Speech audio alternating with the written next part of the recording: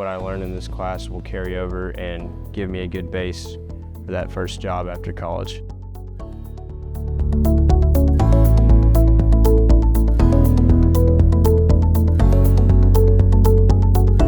Students are able to get a degree after a 4-semester program that gets them one level up in construction, a lower level management position. So dealing with all the logistics of materials, subcontractors, getting things in the order that they need to be done, inspections, codes, the new green building codes, all the new green building standards. So they're working through all of that. So when they step into the industry, they're a little ahead of somebody who's just coming off the street. It's so different being out in the real world and then learning everything from a textbook. I feel like this at least allows you to understand what you'll be getting into, like all the hands-on stuff and all the tools and all the stuff you'll be working with. I feel like it teaches you actually, so when you show up, you're not just running around, you actually know what you're kind of doing. I think one of the reasons it's such a popular program is because